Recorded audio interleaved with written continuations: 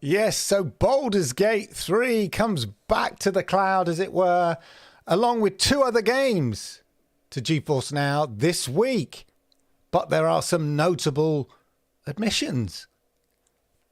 Although we're getting the games, are they the games that people really want? Are there things... Is this the weakness of GeForce Now? This is what we'll be discussing. All the games coming to GeForce Now this week, Baldur's Gate 3, and all the GeForce Now news. So, without further ado, let's hit the titles.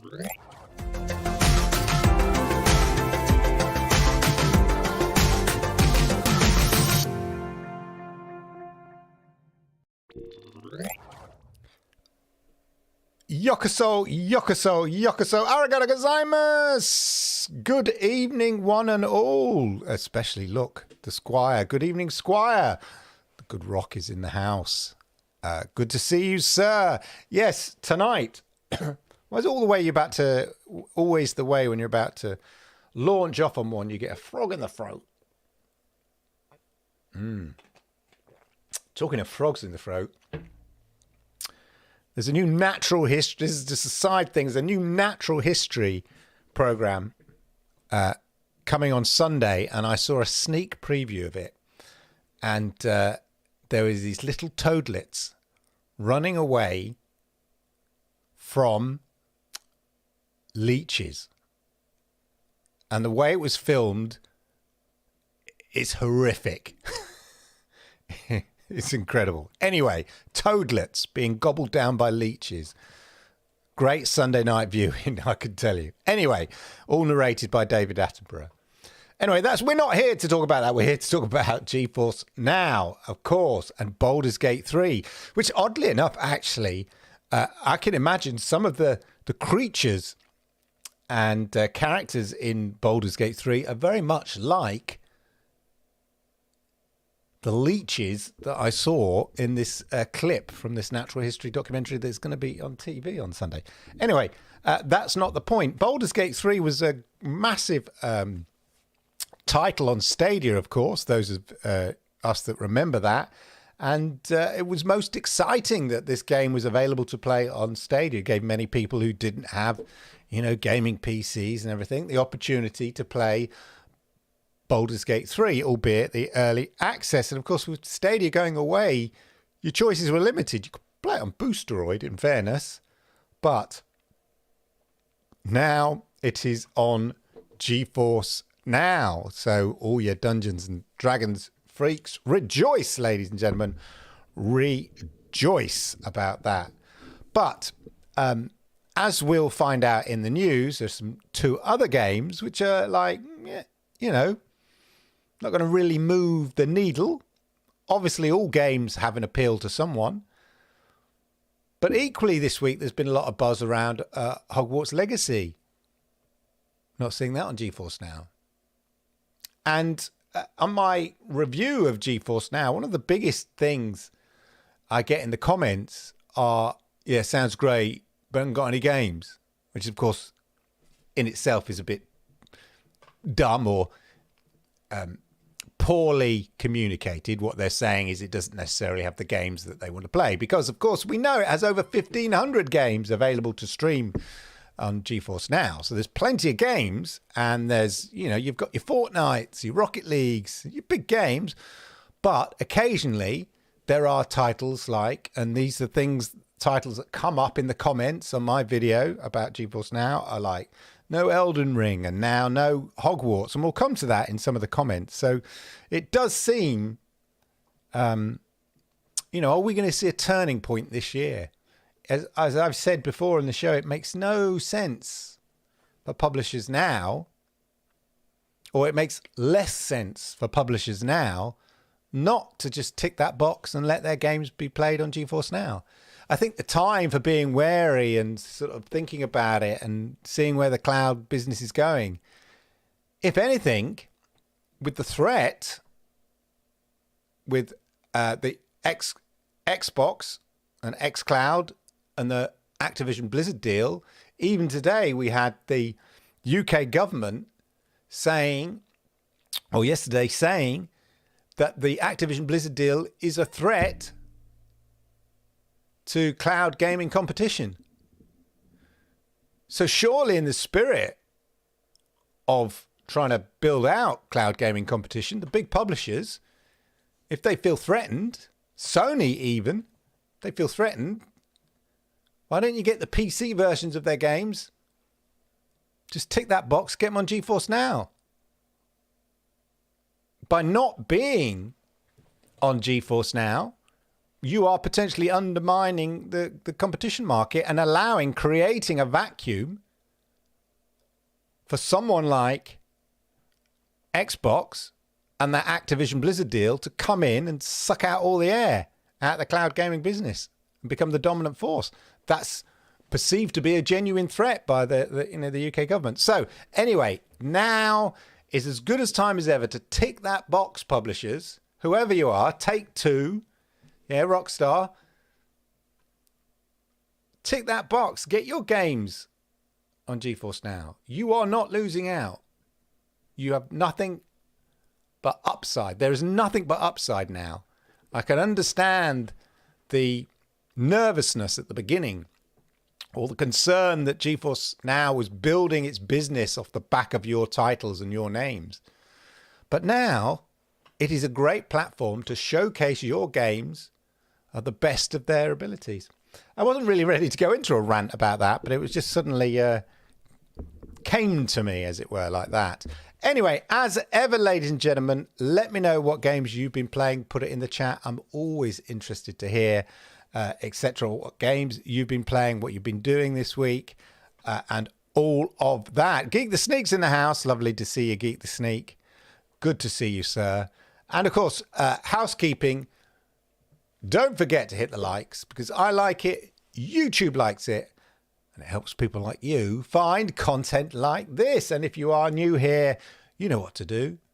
Arigato gozaimasu, hit that subscribe button, toggle that notification bell, and that way you'll know when I go live with shows just like this, ladies and gentlemen, shows just like this.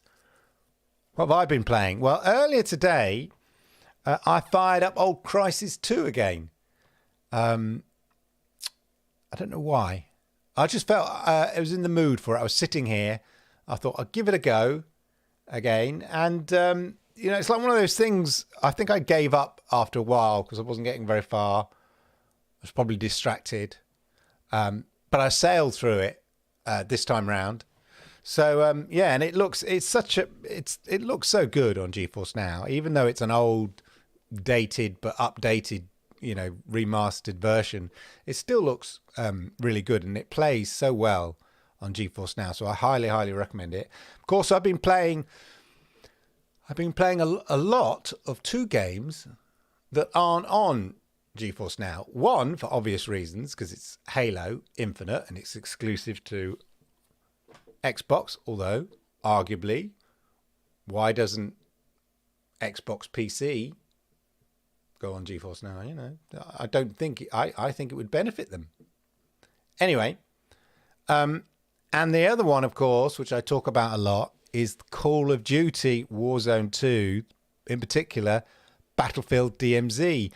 And I've been streaming them, actually, secretly. Not been telling you guys. It's not actually me. I've been streaming them on Lord Kenzal's channel, Twitch channel. Yeah, because obviously you can stream direct from Xbox. So I've been doing that. But what I'd really love to do, I was thinking I'd love to be able to stream, Warzone. And I've done it before via Boosteroid, but I'm having problems with Boosteroid at the moment. And also the quality is not as good as you would get on GeForce Now. And Warzone on GeForce Now. So I'd love to be able to stream that here, rather than stream via Xbox on my sofa. I even got a camera, like an extra long USB lead, so I could put the camera in front of my armchair, my comfy chair, rather than doing it here, which is where I normally stream. But anyway, it made me think, two games that I'm playing a lot right now, one of which, fair enough, is exclusive,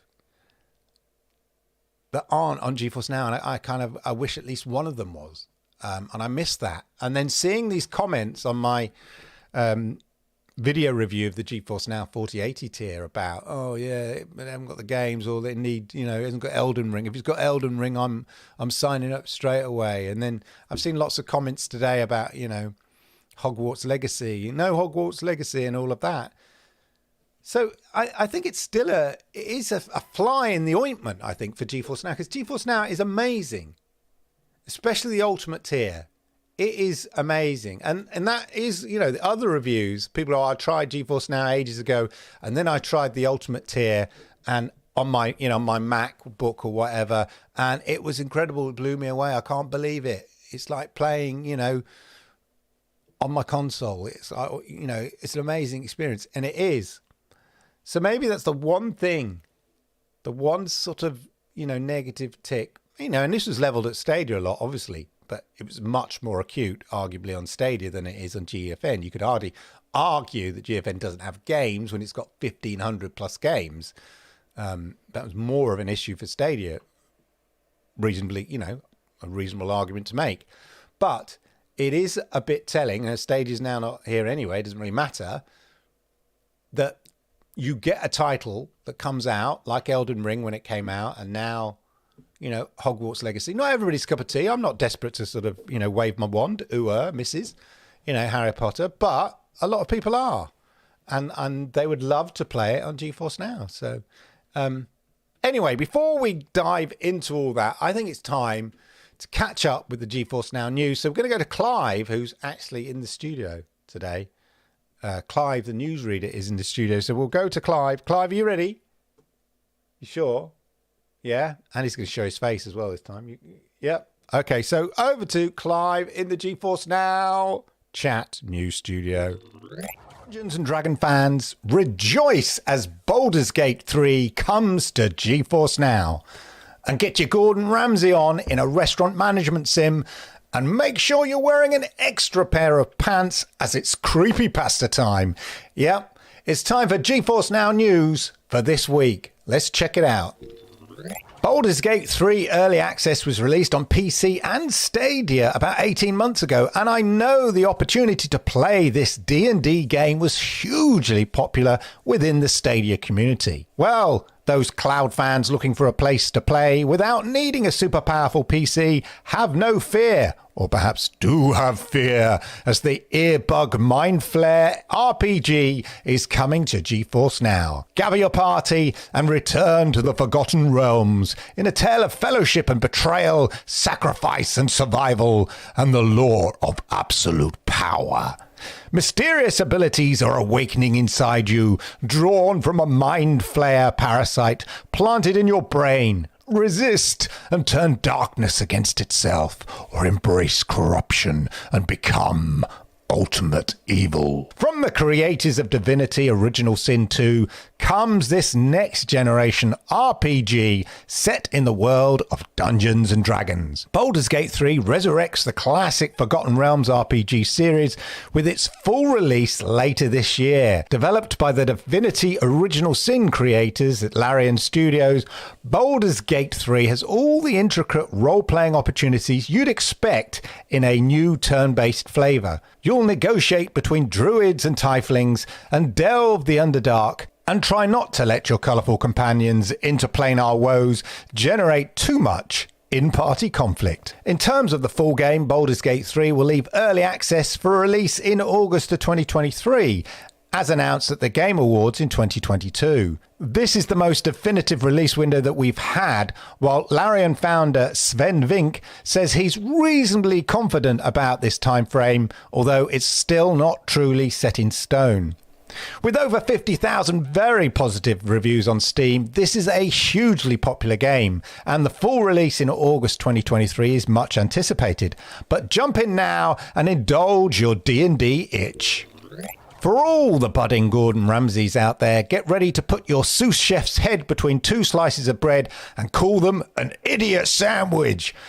Recipe for Disaster is a management sim that captures the fast-paced, drama-filled environment of a professional kitchen and dining room. Build your dream restaurant, create recipes, design menus, and manage your staff, perhaps not like Gordon Ramsay, all while contending with demanding customers and disastrous situations. My flambe! Inside the Backrooms Now is a co-op online horror game for up to 3 players, where you and your friends will fight to escape from different levels of backrooms, solving different puzzles with different mechanics in each one. The game is based on the famous creepypasta, with many real references implemented, such as iconic entities and important elements. You have to explore each room, look for elements that help you to continue advancing throughout the game, and unlock new areas. But the further you go, the more dangerous it will be. You must pay close attention in the area, identify each entity, and know how to avoid them if you want to survive. Despite being an early access game, this has over 24,000 positive reviews on Steam and can be picked up really cheaply, so could well be worth a look if you love having the bejeebus scared out of you. And don't forget, the GeForce Now 3-year anniversary celebrations continue, so make sure you claim your Dying Light 2 rewards over at GeForce Now. It's super easy to do. Members just need to pop over to the GeForce Now rewards portal and make sure you've confirmed that you want to receive rewards. So there you go, not a stacked week, but Baldur's Gate 3 is great to see in the cloud, as this was super popular when it had its time on Stadia. And GeForce Now has a stack of games coming over the next few weeks in February. Look out for my full video of all the February games coming to GeForce Now. I'll be publishing that very soon, including, of course, the much anticipated Atomic Heart. So there you go. That is the GeForce Now news for this week. So it's back to the real Clive back in the studio. Clive, it's back to you. Hey, Clive.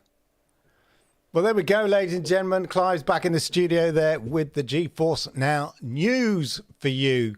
And as you can say, last week, as I mentioned, there are a substantial amount of games coming to GeForce Now over February, and yet this week we get 3 games. I think, I would argue that that's a disappointing turnout. Baldur's Gate 3, don't get me wrong, great. I mean, not necessarily my cup of tea, but I know it's super popular and would be great, that it's available in GeForce Now. That's really cool. If we just look at the blog. So we've got, obviously, Baldur's Gate 3, and then Recipe for Disaster, more sort of strategy sim games. They love them. There's a lot of them, aren't they? Like I said before, they're really sort of PC-style games. Great. I reckon great if you're playing on a tablet or whatever, something like that, on the go. I reckon these are great. These sort of strategy simulation-type games are probably good. Not my cup of tea.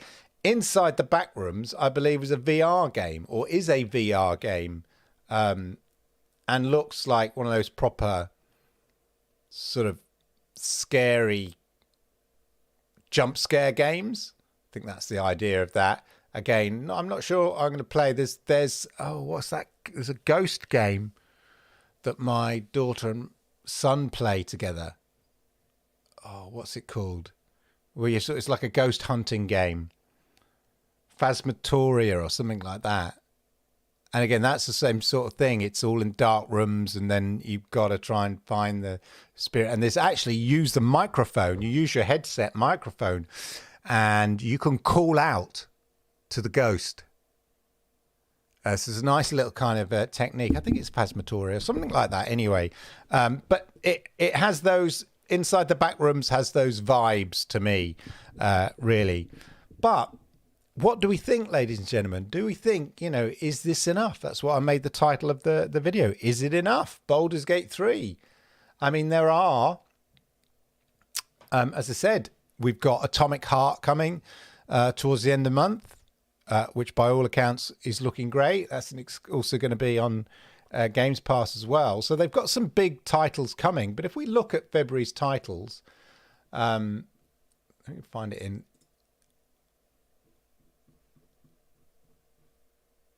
Oh, actually, what I want to do is just read out some of the comments.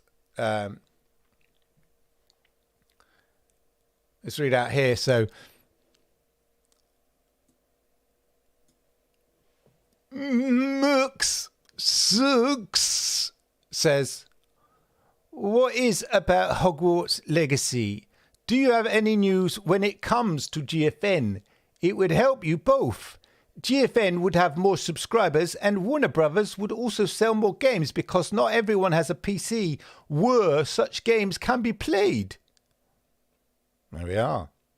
And Make Lampert says, Baldur's Gate 3 is on top announcement. Next week, please, Hogwarts Legacy. Fair enough. And then Igor Volkov says, it's another useless shit game. We need Hogwarts Legacy. Come on. And then CP here says, thanks for bringing a great game to GeForce Now. So that is just a sort of mix of the comments on the blog about the game. But there we are. We've got, where's Hogwarts Legacy there? Coming thick and fast. But yeah, here's last week's blog. And it has, look at these. So on the face of it, we had a big old chunk last week. We had 1, 2, 3, 4, 5, 6, 7, 8, 9 games.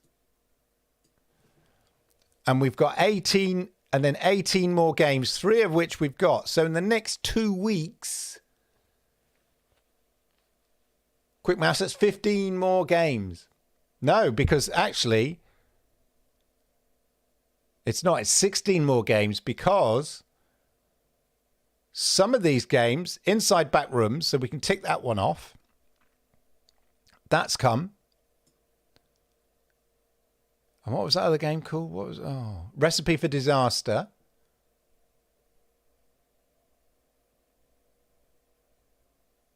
Actually, yeah. So where's Recipe? So these weren't Recipe for Disaster and Baldur's Gate 3 were not on the list. So we've still got 17 more games. I'm not seeing Recipe for Disaster. Chef's Life. There was Chef's Life. That's not it. That's a different game. Or is it? Or is it?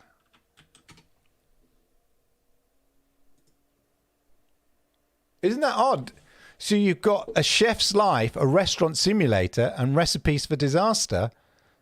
Both restaurant simulators, slightly different in their graphical style and everything. Coming to GeForce Now. It's kind of weird, they just, like I was always critical of GeForce Now in terms of, they had loads of games, but, is it quantity over quality? I think that's a bit harsh now because we do see quality games. Baldur's Gate, Deliver Us Mars last week, Atomic Heart coming up on the February the 20th. So there are some interesting games. We had Dakar Desert Rally just join recently. But amongst these games here, apart from maybe Atomic Heart, it's the only one out of potentially 18 games, I would argue, that stands out. That's not to say, there's plenty of people who love these other games. Absolutely, I'm not dissing on anybody's sort of particular game, favorite. We all have our favorites. I'm not one of these people who go, it's got no games, which is basically bad communication of someone basically saying it hasn't got the games you want to play. There's plenty of people who love these PC games and strategy games and these smaller kind of weird indie games and stuff like that. But out of the whole of February, I guess we've got Deliver Us Mars. Immortals Phoenix was already available via Ubisoft anyway, so can't double down on that. And Atomic Heart. in a month where we got Hogwarts Legacy coming out. So it is. I don't know. I think it is a reasonable criticism, in my opinion, to level. I think at GeForce Now, but it will be interesting. Hi everyone, GFN app now on my LG 2020 TV, web at 5. Really amazed they did this. Good for you. Yeah. Did I fire it up today? Yes, I did, but I didn't play any games. I suppose people are really saying top flight games are lacking. Well, so Hogwarts is on Boosteroid. I'm having trouble with Boosteroid at the moment. I've been trying to play Call of Duty on it, but for some reason, and I don't think it's because I'm playing with this control. I've played before and it wasn't a problem. I have swapped controllers, but I'm not sure. I think I did try it out on the old controller that worked before, but the right, it says it doesn't recognize there's a controller, even though I can navigate all through the menus absolutely fine. All the controls work perfectly until I get into the game, and then I can't look left or right. And when I go into the settings, it says no controller connected, and for looking left and right, use the mouse. And there's not an option to switch it back to control. All the other controls are controller. It's just the looking left and right. Like I'm a looking avatar. And so that's annoying, because I would quite enjoy, as I said, to stream my crazy Warzone Battlefield adventures on Lord Kenzal's YouTube channel. But at the moment, I will be putting up a very exciting raid that I did, but I've had to I streamed it to Twitch in really good quality, downloaded it, and then I'm going to edit out the highlights of the exciting, tense battle that I had as a single player, and I'll put it on Lord Kenzal's channel. But it would be nice to stream that game, but I can't really do it, so I can't play Hogwarts on Boosteroid either, really. And in fairness, they're having some issues there in terms of getting back to people and stuff. And it's not, I'm not having to go at Boosteroid. There's legit reasons. I'm even surprised it's functioning, to be honest. They're in the middle, the company's in the middle of a war zone. So, they politely apologize that there may be some delays in getting back to you. And I'm thinking, wow, like hats off to them to trying to keep it going during, difficult circumstances. Anyway, but there we go. That's why we know, that's the frustrating thing, I think, for me now, especially now with the GeForce Now RTX 4080 tier, the way it plays, the responsiveness, the way it looks, even if you don't have, 120 frames per second or 240 hertz, screen, it still feels and looks amazing to me. So it's frustrating that you don't get to then experience games, I guess, like, Hogwarts and whatever, in that beautiful top quality. And it's a shame. The publishers, as I said before, the publishers are losing out.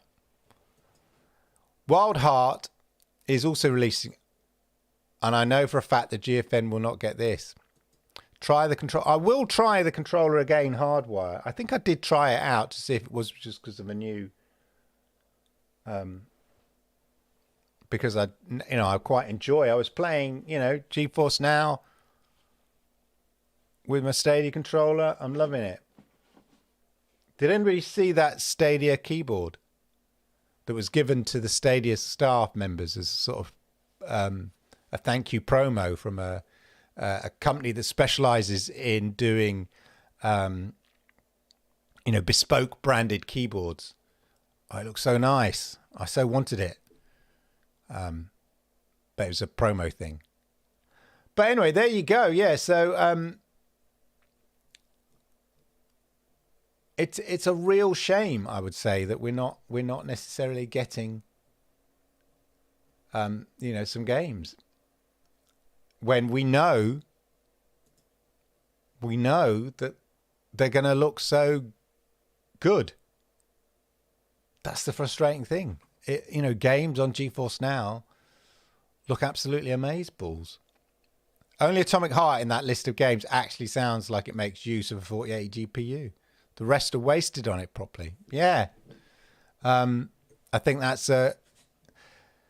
Gandhara, I think that's a very valid, point, which is why, in a way, that's got to be a selling point to these, the publishers with these sort of slightly bigger games that maybe require more powerful graphics cards. You've got to be saying to these publishers, we know developers and publishers want their game. They want people to see their game being played in the best possible light. And not everybody has a 4080, a 3080. Like I said, it was like was it a 1060 was the average GPU last year or something.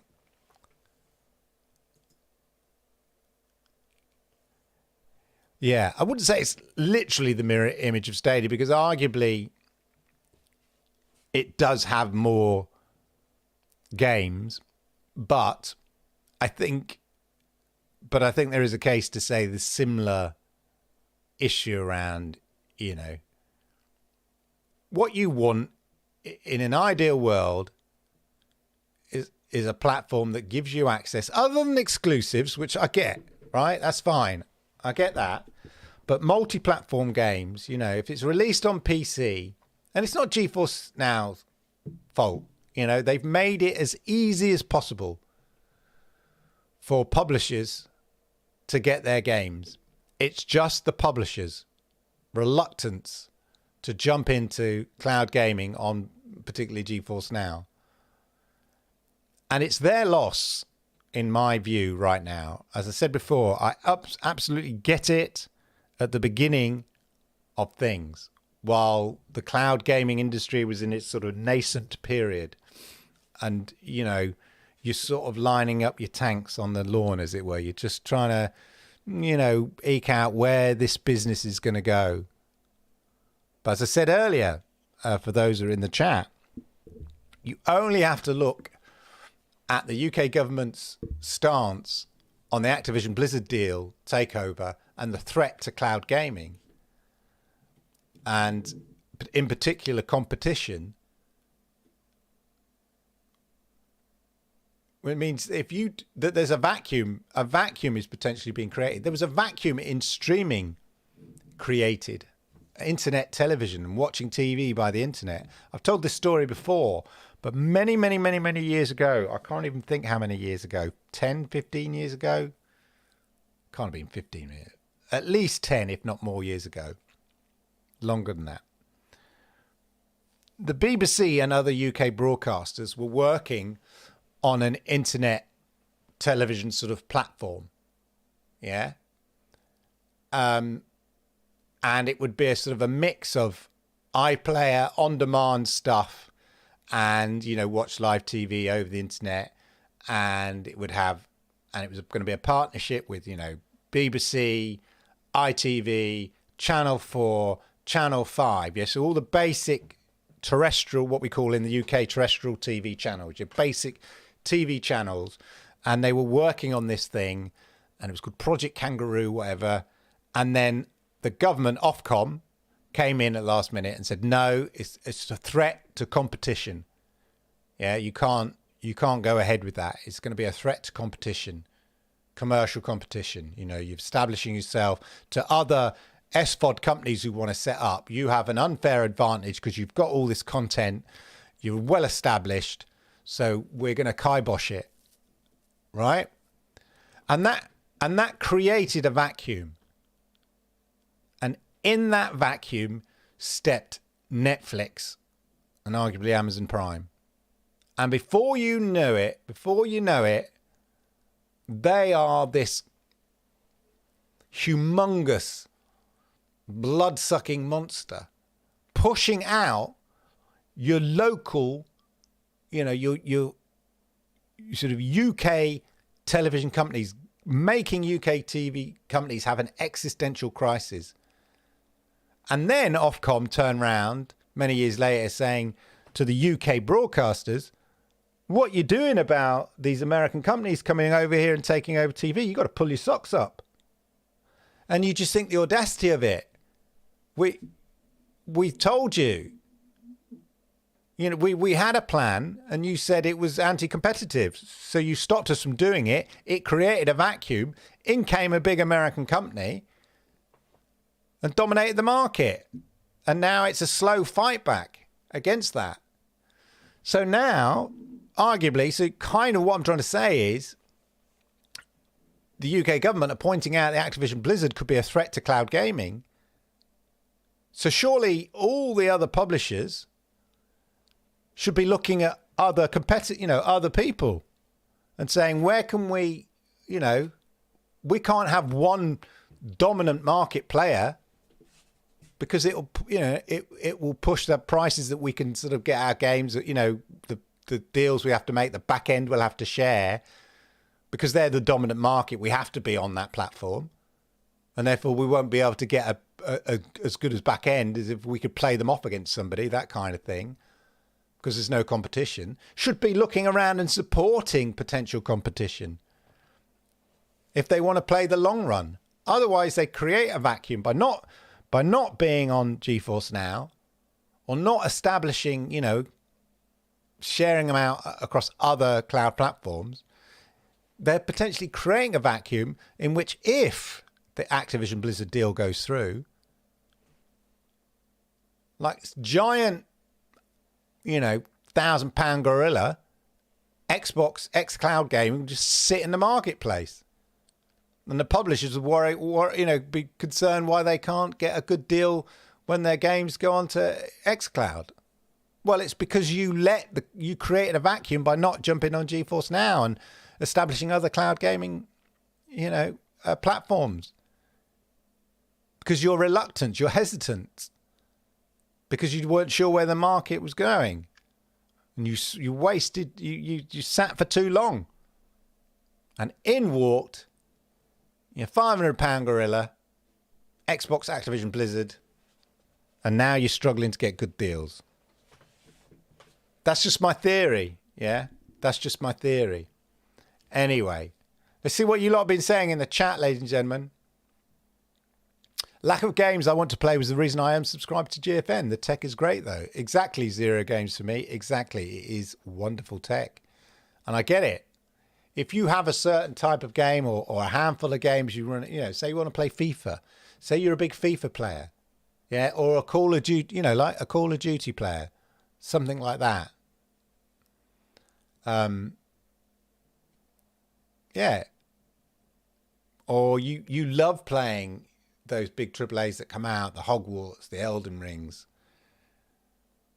If those are your focus in life, then GFN's not coughing up for them, are they? Focus Sentiment literally propping up GFN like Ubisoft was for Stadia.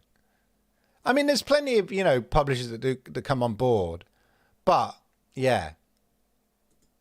I can hear it all ringing in my ears again. GFN need to communicate. They need better games. They need a roadmap, all of which fair statements. Yeah. And I don't doubt, like I said, used to talk about Stadia. They're not sitting there going, oh my God, yeah, I never thought of that. We need more games. Oh, yeah. Like, they're working on it. We know they're doing, we happen to know it's a big push for them. They're working on the tech. They just want people to play PC games. And if that's the case, that's a raison d'etre. And experience the PC games are the best that you can experience them using their wonderful graphics cards. And they know not everybody can afford to buy a 4080, a 4090 graphics card. But you could also play PC games via GFN. So they know, and I'm sure they have, their teams are pushing to bring the games. And I'd like to think that the reluctance of the publishers and developers is softening. And if it's not softening now, it certainly should be with the threat of xCloud should the Activision Blizzard deal go through. We were talking in the office today about GFN just putting games onto their Surface a la Boostroid. I asked the legal department and they said the EU law courts would have a real good go at that. Yeah. Well, also, NVIDIA, it's more of a risk to NVIDIA, than, say, Boostroid. Okay, Boostroid may have taken a calculated risk. It's less of a threat to them. NVIDIA has other relationships with developers and publishers. They're much larger, but they have these key relationships. They want, people to be using and put into their games that they develop things that kind of showcase the NVIDIA graphics card and stuff like that, and the chips and all that kind of stuff, right? So they have a broader relationship with the games industry and publishers beyond the cloud gaming aspect. So they don't really want to be rocking the boat too much by maybe challenging, see how far you can go by just ignore, say, they just put an Activision Blizzard game up there, like, Warzone, and said, well, come on then, try and stop us. What's your case? Yeah. And put it onto Activision Blizzard to kind of state their case, why they feel that it's a platform and therefore they should get some share of it, whatever. Whereas GFN could argue, no, it's just the same as someone having a PC. You're not losing out. People have still got to buy the game. You're not losing out. You don't have an existing platform, so your argument doesn't really stand up. And they, challenge them. But that's not good business sense for NVIDIA, I'd argue, because they have these other relationships which are really key beyond cloud gaming. So they need to play it by the book, and they need to sort of adhere to complaints and moans of the gaming industry if they just, about them just sticking in all the games up there. But it's a shame. Also, I'd say time-strapped consumers won't go to the lengths I'm prepared to go to get the very best out of GFN either.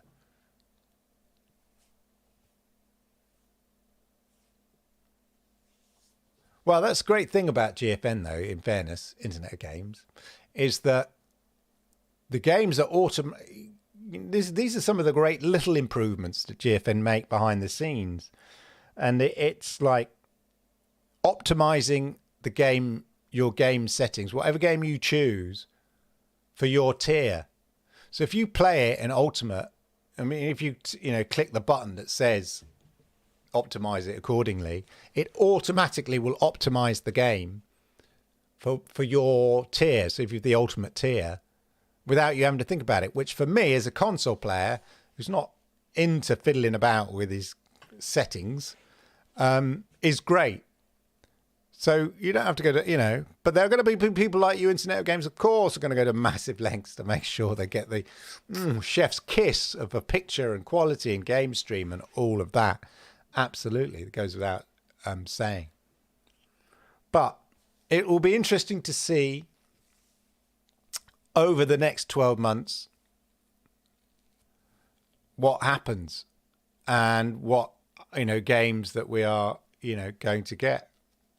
By all accounts, it's great to see Atomic Heart and all of that come on there. The EULA, they honestly think the publisher would not have a leg to stand on once the game is bought the right to play it on any platform is out of their hands. Yeah, well, this is it, but I'm not sure. Is that £1,000 gorilla Donkey Kong or King Kong? Exactly. I was trying to do the maths in my head. How heavy would a gorilla have to be really heavy? Yeah? And so I got a bit confused. The only way I'd pay $18 a month for GFN is if I get access to 8% of all games on Steam, including 100% of all new PC releases. Right now, GFN got 1,500 out of 50,000 Steam games, yeah. Although in fairness, a lot of those Steam games are shovelware. It's about pinpointing, I'd gladly have less games, like 1,000 games, but up the quality.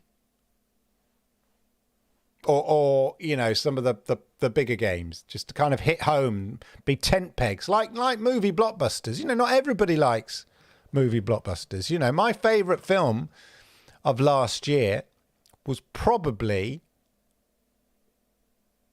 Everything Everywhere All at Once. Up for an Oscar, up for BAFTA.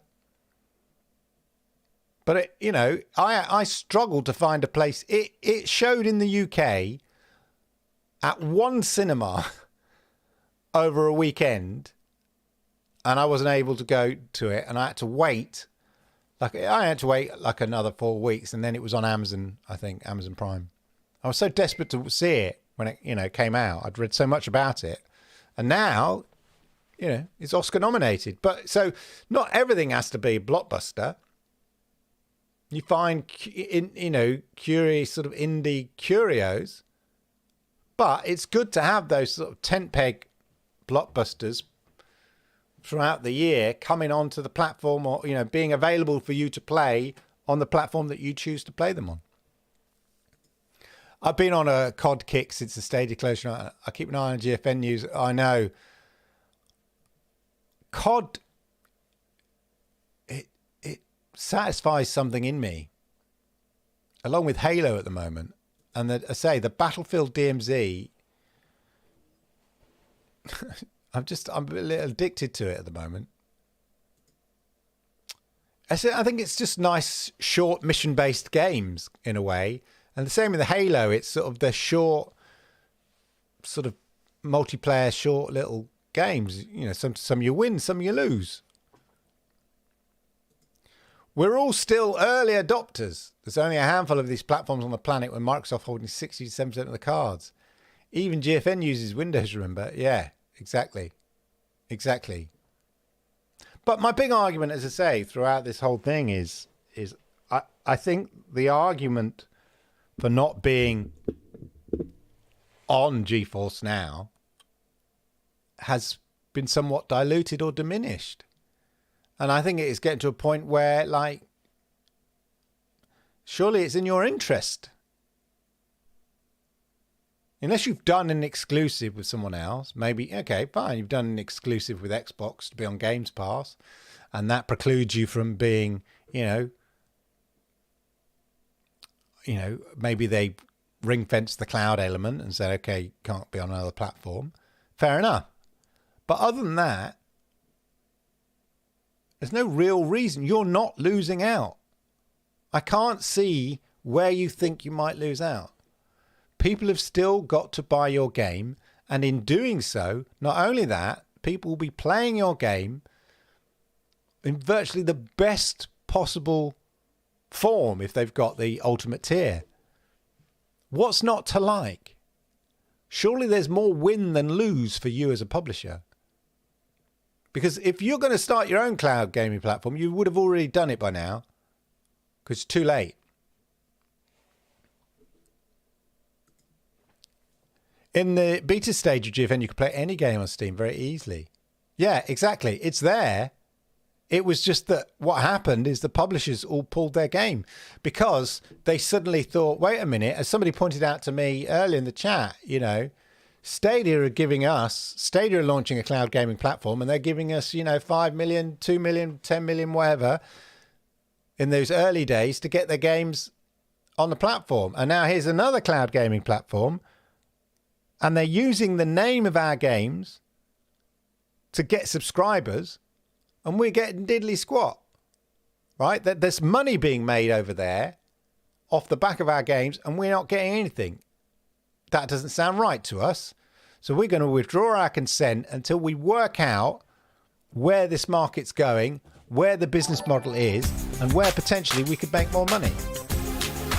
But I say that time is over now.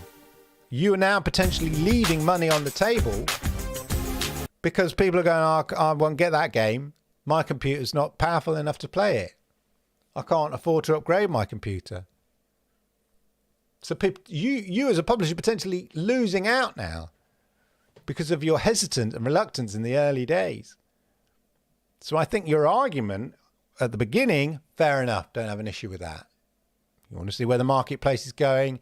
You see, GeForce Now building a platform off the back of your names, your brands, because they're saying, because that's how it was really pitched, GeForce Now. And I was very skeptical about that. I was suspicious in a way, saying, I think GeForce Now are using these big name brands to sell their platform.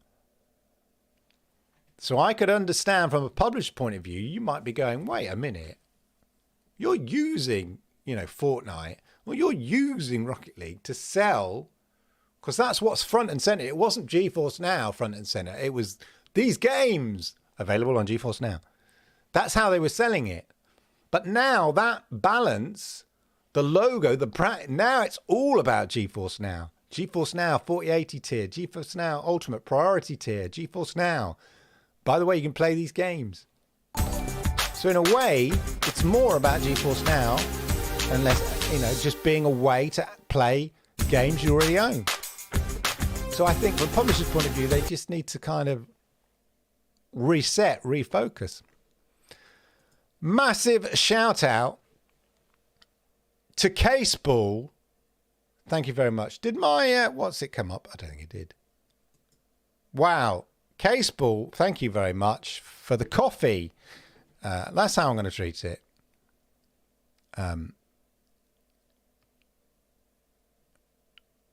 Doesn't take my subscribe.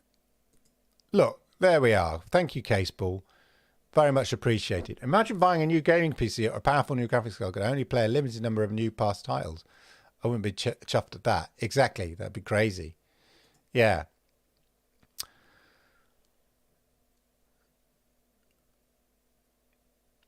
But as I said, there are, GeForce Now is still a great alternative to, people who want to play their games on the go, people who want to, don't necessarily have the money or whereabouts to update their gaming PC, but are into gaming PC games, maybe have a gaming PC from a few years ago, have a big Steam library.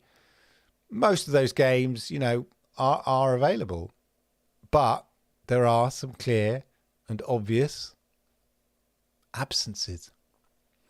And that's, and that's the crying shame, ladies and gentlemen. Can I just remind everybody, hit the likes while you're at it there, because we're getting more people. Come in the room. Welcome, everybody. And don't forget to hit the subscribe button that I just hid. Bing. It's much appreciated. But anyway, as ever, I keep an eye on upcoming games featuring DSS3 and ultra-low latency modes, moving towards as a reasonable target for games we might see. Avatar and Assassin's Creed and The Crew. I had somebody comment on one of my videos saying, does it force you to use DLSS3? And I said, well, no, you can always switch it off in the settings of the game. But they were adamant that they didn't want to play a game that it forced you to use DLSS3. Fair enough. But it was an interesting take, I thought. Oh, Caseball. I'm currently working on Avatar. Good stuff. Wow, how exciting. How exciting. That's Ubisoft are betting the ranch on that, aren't they? Well, they're not betting the ranch on it, but you know what I mean. Talking of Ubisoft, X-Defiant should be coming out. Since it was rated.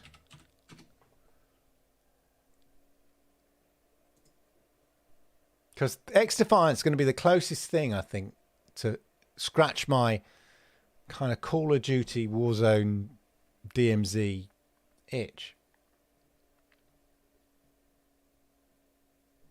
There's not been an update since October. I've registered on the platform.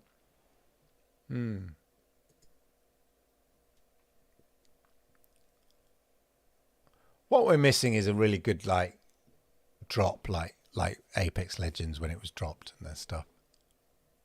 Also on the Snowdrop engine for the new Star Wars game. Wow.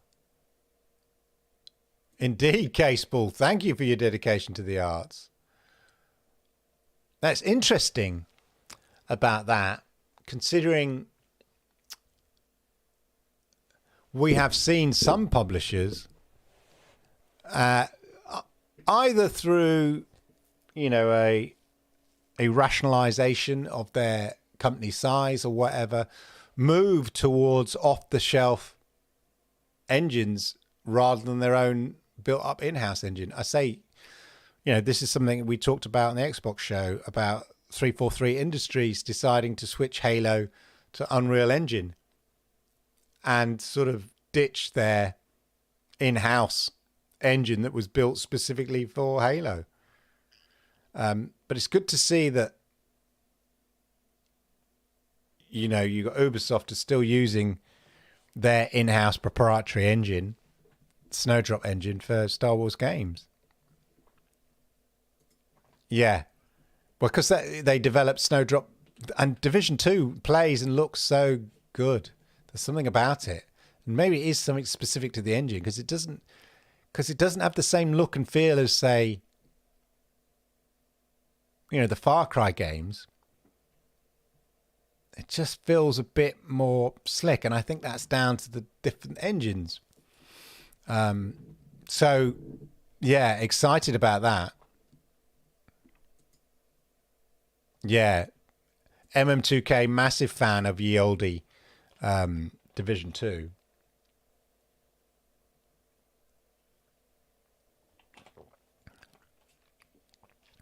But yeah, it's exciting times, It's interesting because my big boss, the director general, basically, was giving a talk, and he was saying about how, a lot of tech companies and stuff and TV companies, global companies, are suffering right now. And he talked about Warner Brothers, and he was saying that, the CEO of Warner Brothers wakes up and he's got like a ridiculous, I forget how much quote, but like 500 million in debt that he's paying off, like every day is like 5 million or whatever, 500 million, some crazy figure anyway. He's got to wake up and think, I'm going to pay that off. And that's why you're seeing like movies, Warner Brothers cancelled, a lot of movies. And I think, because they've got massive debt they're carrying. And I think we're seeing it in the tech industry in general, the massive overheads that they're carrying, and they're not reaping, getting the income in, the pressure from shareholders saying, you're not giving us the right level of dividends and profits. You need to reduce your overheads, which unfortunately means cancelling projects. And I think we're seeing that in the gaming industry. We've seen Ubisoft cancel a few games and stuff like that. So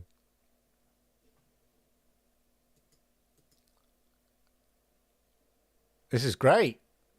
I think everyone was really excited when it was first mentioned, Avatar, when it was going to come to Stadia, and they were using the Snowdrop engine because we knew how good Division 2 looked on Stadia. What a great port it was. So yeah. Yeah.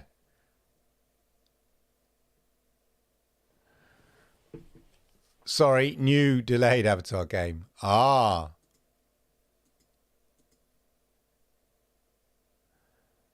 I never knew you work at Ubisoft. Then your boss used to be my boss.